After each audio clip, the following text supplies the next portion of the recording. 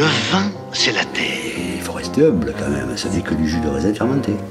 Et on a l'habitude des vins du Lot, et maintenant on peut plus s'en passer. Ça par contre, boire un seul vin toute sa vie, non. En attendant la deuxième bouteille, Admirez. un podcast qui ne parle pas que du vin. C'est là, ça se picole vachement. Dis-toi bien que si quelque chose devait me manquer, ce serait plus le vin. Bah non. Ce serait l'ivresse. Je suis Solène Éveillard et je vous emmène avec moi dans le vignoble de Cahors. Oh là là, il nous fait un fatigue ce soir.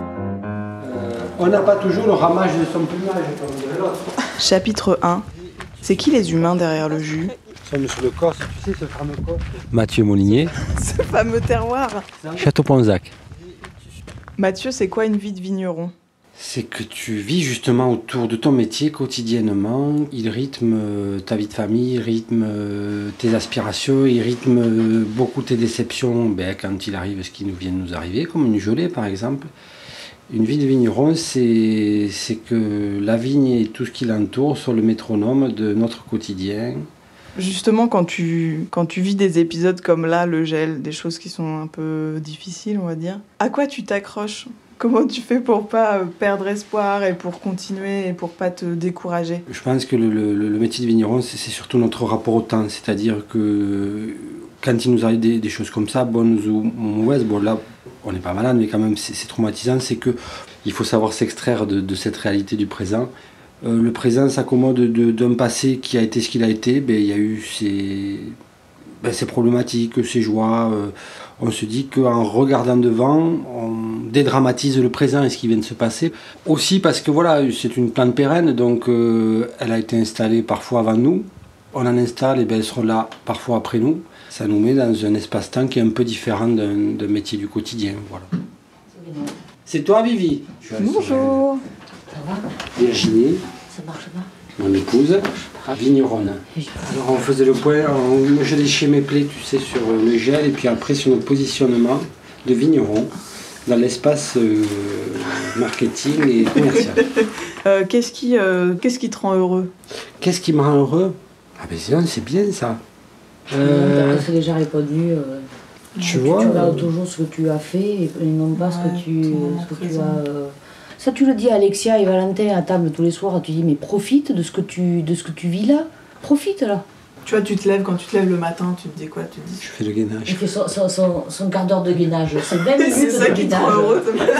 Non, ce qui me rend heureux, c'est savoir surtout profiter de cette chance qu'on a dans ce métier de regarder les choses dans une urgence qui n'est pas forcément celle d'un quotidien acharné où tu montes dans ton truc et tu y vas comme une machine. Voilà.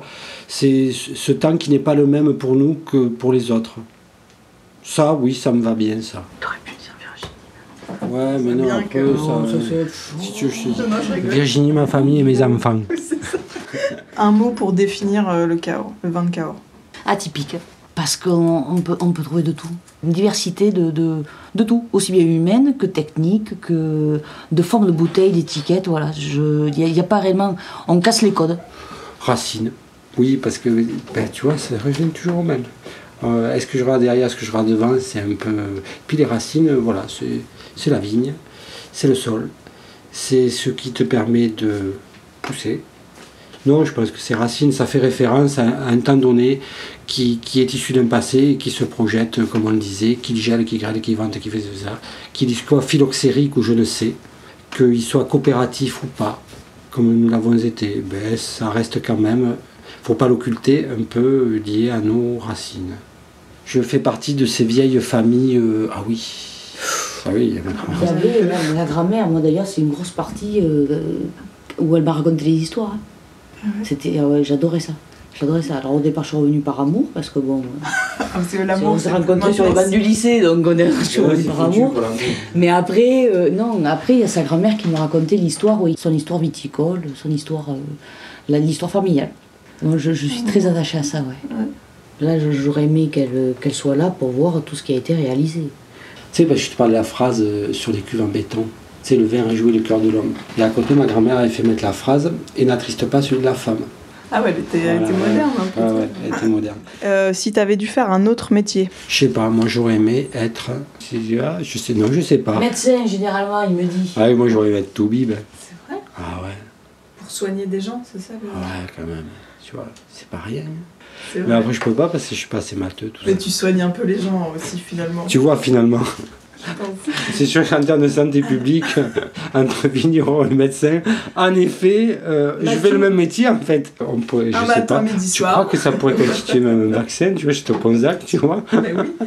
T'as pris le Ponzac, tu vois. Tu prends le Ponzac. T'as pris ton Ponzac ce soir. Si t'es allé sur une île déserte, un seul vin sur une île déserte. Donc, Oui, t'as une d'accord. fontaine de vin Tu veux qui dire, coule. voilà, Mais un la seul bouteille vin. éternelle. Oui. Attends, ça je vais trouver. Hein. Ouais. Eh bien non, je vais pas trouver. Non, c'est trop difficile. Mince, tu vois, il y a... C'est comme les questions, quel livre t'amènerais sur une île déserte ou... Ben, j'amènerais le livre du bon petit jardinier sur l'île déserte pour être sûr de pouvoir manger, tu vois. Oui, pragmatique, quoi, un bon paysan. Ces choix qu'on est liés, je vous les laisse. Moi, je suis pas sur une île déserte, je suis à Carnac-Roufiac et je bois le vin qui me plaît au moment où je peux.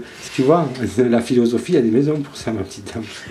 Est-ce qu'il y a une personnalité, morte ou vivante, à qui tu voudrais faire goûter ton vin? Je trouve que c'est un côté un peu réducteur de demander à choisir là comme ça, tu vois. Ok. Attends, ça va venir, Solène, on va bien, il va falloir qu'on... Tu vois, ou alors ce qui serait intéressant, il y aurait qu'à y mettre qui pour pas s'embêter, on va pas en prendre qu'un. Tu te dis, il y a le comptoir en zinc, là, ben, on va y mettre Maurice Faure, Clément Marot et Gambetta. Tu vois, on se fait un trip, je vois un canon, ils me racontent ce qu'ils en pensent. Entre la 3e et tu vois, la 5e sous Mitterrand, tu vois, on se ferait un petit passé Lautois. Qu'est-ce qu'ils pensent finalement du vignoble Lautois? Attends, on y met Pompidou, parce que soi-disant, il nous avait mis l'appellation 71, c'est pas soi-disant. Et d'ailleurs, si Georges Pompidou, lui-même impulseur d'un classement en cru pour Margaux, pouvait au passage un peu rétroactivement nous mettre les crus direct, tu vois, ça serait sympa. Ça te faciliterait la tâche des années plus tard. Ouais. Est-ce que ça t'arrive de douter? Ah, c'est ma nature. Oui, beaucoup. Oh, énormément. Comment tu fais, du coup? Ah, mais comme tous ceux qui doutent, je prends jamais de décision. Non, je plaisante. Ce qu'il y a de bien, c'est qu'il y a Virginie, qu'on échange, que... J'aime les gens qui doutent, les gens qui trop écoutent leur cœur se balancer. J'aime les gens qui disent et qui se contredisent et sans se dénoncer. Le doute, c'est qu'en fait, c'est inhérent au fait qu'on vinifie qu'une fois par an. C'est pas beaucoup pour pas se tromper. Notre temps ne peut pas aller vite. La seule chose qui va vite, c'est la gelée de 6h du matin à 7h du matin. Là, il n'y a pas de doute, ça va vite.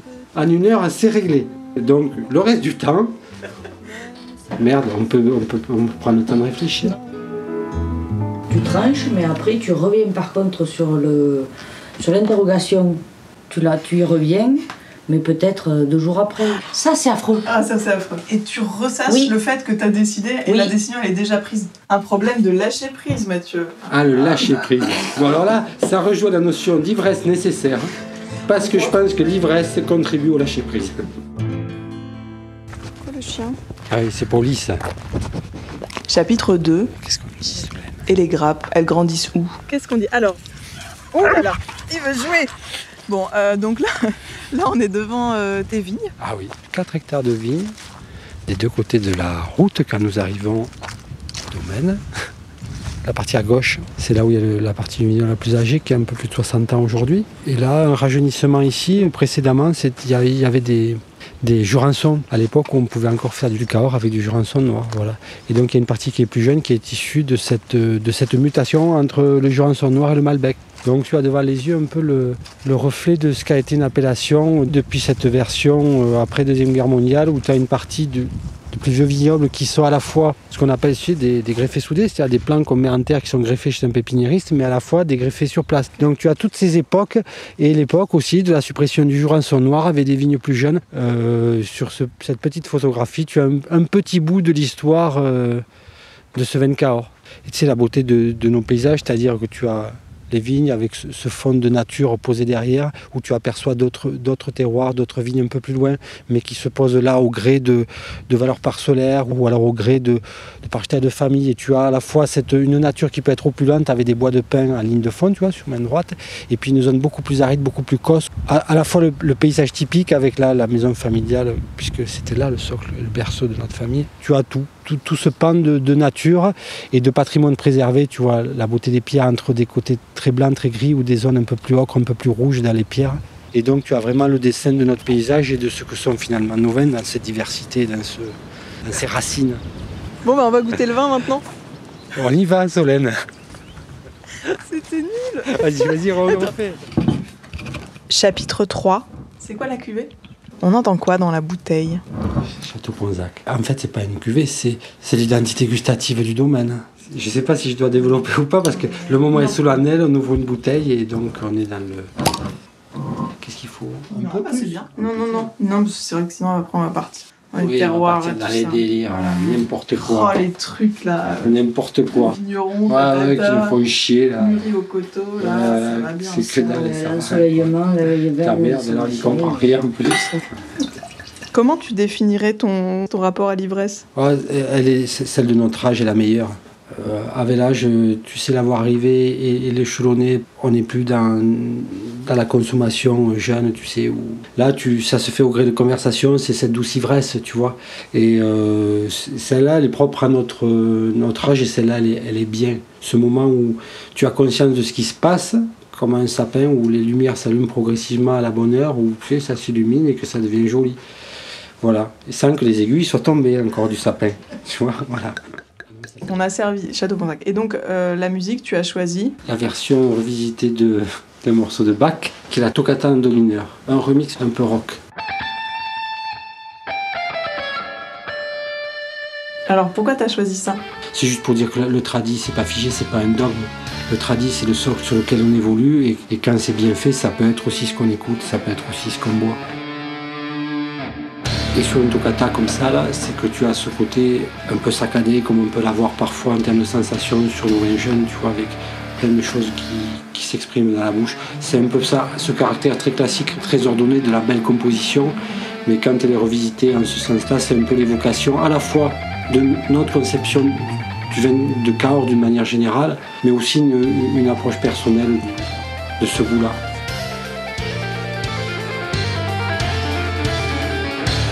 Elle m'a plu parce qu'après, il y a aussi ce côté où il y a des accords sur lesquels tu retrouves les entrelacés d'essais, des trucs comme ça, voilà. Où, ça veut dire qu'à un moment, il y a un côté dans la musique ou dans le vin, ça peut être intemporel par contre, tu vois. Il y a des choses que sur plusieurs siècles, tu retrouves certains tempos et finalement, ça marche toujours. Et là, j'aimerais bien que pour le coup, le vin, ça soit pareil, tu vois, intemporel. Il n'y a pas de rangement de classe, c'est ça le côté intéressant. T'es pas dans le loulou, t'es pas dans le bodybuildé tanin, t'es pas dans le... Non, t'es dans un vin qui est pur, qui a son expression. Tu vois, la musique, elle est jolie, qu'elle soit électro ou qu'elle soit classique, parce qu'elle est juste, parce qu'il y a quelque chose qui fonctionne. Et tu te dis, si je peux produire ce vin-là, ce vin juste. Si on devait en parler, ce qui me séduit le plus, c'est finalement cet équilibre global qui en fait sa puissance, sa finesse, et qui en fait pour moi un vin foutrement bien réussi, tu vois. Techniquement, mais c'est pas beau de dire techniquement. Donc voilà. C'est pas beau de dire foutrement non plus. Ah mince. C'est pas grave. C'est fichtrement bien réussi. Et tu vois, c'est très très fin en tanin, c'est tout. C'est bien revisité, alors tu prends. C'est bien revisité. Si cette cuvée, c'était un personnage de fiction. Charles de Bergerac, ça m'a toujours fait rêver quand j'étais gamin. La scène du nez de Depardieu, voilà. Le bon acteur au bon âge, au bon moment, dans le bon endroit, et que ça pétille, et que les mots ils saignent, et que ça envoie quelque chose, et que... Voilà, c'était... C'est la justesse, encore une fois. Ouais, la justesse. Voilà. Est-ce que tu es toujours fier de tes vins, ou est-ce que ça t'est arrivé des fois de faire... Ah, alors ça, c'est très clair, j'assume tous mes enfants. Ils me plaisent tous. Non, tout ça est en place, et c'est très bien comme ça. Voilà. Il n'y a pas de doute, là, mais c'est pas poétique du coup.